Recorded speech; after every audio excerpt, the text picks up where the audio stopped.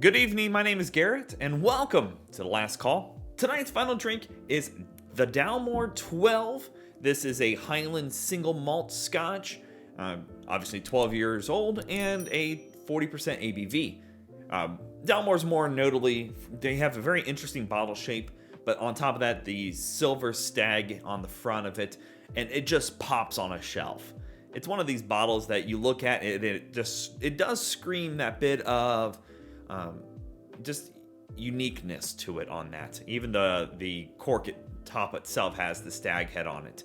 Now, Dalmore, some people give them criticism because they do use the E150 coloring on here to give it that little bit darker tinge. That's fine. That's legal to do. It's not like it's inappropriate for them to do. However, as always, we're going to be trying this two different ways. Going to go neat, no ice, no water, and then we're going to come back, add a few drops of water, see what changes up. Okay, again, beautiful bottle. Very, very dark color on there. Your Highlands, if you look at something like Highland Park, very light golden whiskey compared to this being super dark. It is kind of crazy the differences on those. Even in the glass, super dark. It almost reminds me of like Glenlivet 14, maybe even darker than that. Let's go for notes.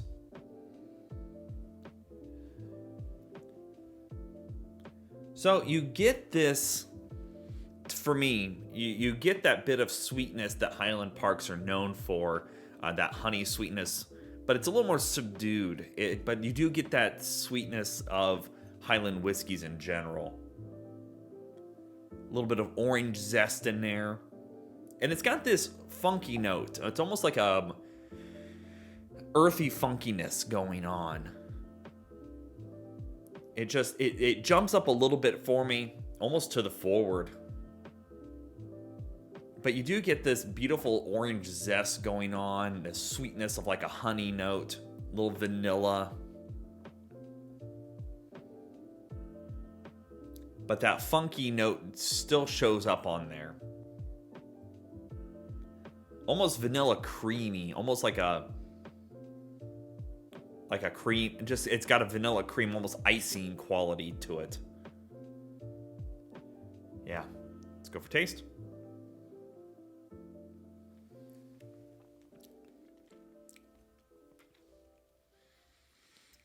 ABV shows up a little bit on the taste, really doesn't come across in the nose, but taste shows up just a little bit. Get a bit of that fruit zestiness going on. Orange zest, a little bit of oak notes going on in there as well. That sweetness does show up a little bit.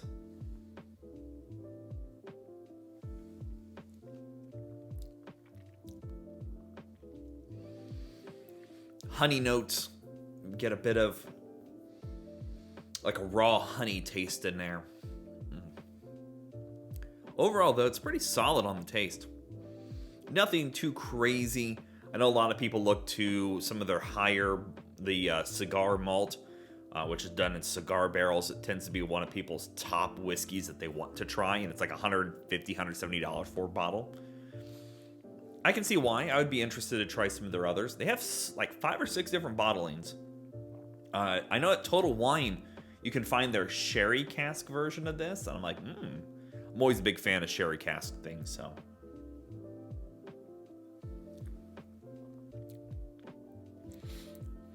It's a different kind of oak. It's more subtle. And I can't quite put my finger on why or what.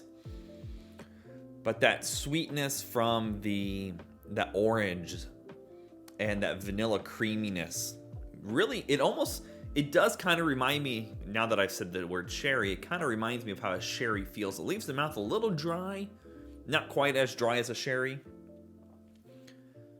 but still overall invokes a lot of different sweetnesses going on here and a lot of different fruit zesty sweetnesses. Again, the big one that's coming out almost, maybe the earthiness I'm picking up on is like an orange rind kind of earthiness. Yeah, okay. It's not bad at all. Okay, let's give it a shot with some water here. Again, look at that cap even. They really go They really go crazy on that. Now, the interesting thing is they don't put the your ABV on the front. They actually put it up here on the label, which I know some people give them some criticisms because I don't know if that's quite okay in all areas. I thought it had to be down on the label and out of the neck of it. Could be wrong, but I'll have to look. Okay, let's get some water. All right, had to go find my straw here. Just a couple little drops in there. Nothing too crazy.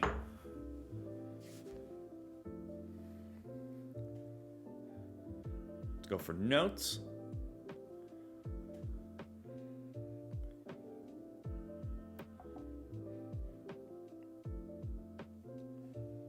That orange rind note that I was pointing out to be kind of a funky, musty note is showing up a little bit stronger here.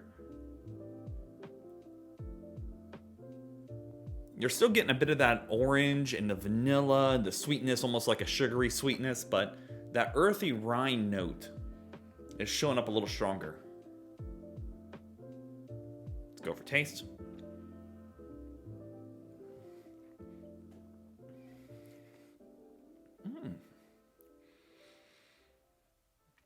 That earthiness is gone.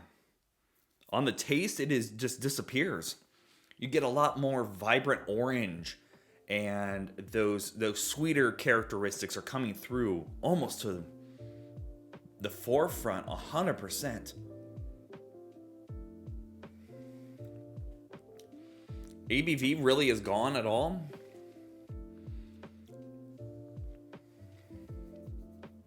It's still a little dry, but overall, actually I like this better with the water.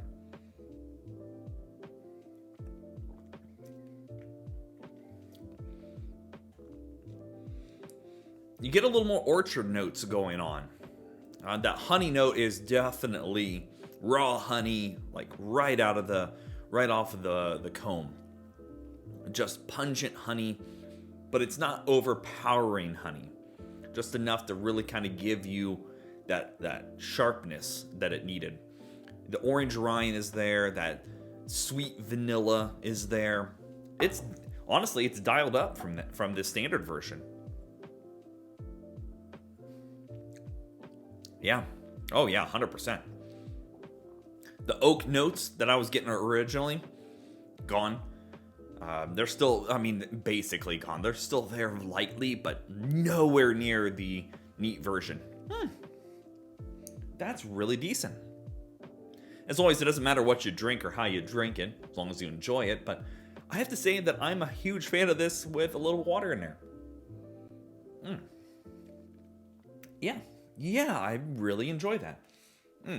Okay, let's talk about market value, because we all know market value is market value, and you're going to find it all over the place. Picked this up for $60. I've seen it as low as like 55s, and I've seen it as high as like $65, $70 sometimes. Look, I think that this is a decent bottle. Definitely for a shelf, this is going to command some presence on a shelf. The silver stag on the front, gorgeous, deep colors. Even if you don't care if you're for or against the coloring, that's a whole different story. But I have to say that it's pretty decent, especially I could see this being really great on just toss a big solid rock in there and let those flavors just really come alive. Because that's what happened for me personally, is that those flavors just jumped out of the glass and really showed itself as being a pretty solid Highland whiskey. I'm just really surprised by that at all get out. At $60, will I buy another bottle when this one's done? Probably not. There are much better ones out there for less money, in my opinion, and it's not bad though. I don't think it's a bad whiskey at all. So yeah, there you have it. The Dalmore 12. If you have any questions about it, feel free to ask down in the comment section below. I'll do my best to answer them. If you have a specific spirit you would like me to review, also let me know down in the comment section below, because I'm always on the hunt for something new and exciting. And as always, may your last drink of the night be the best one.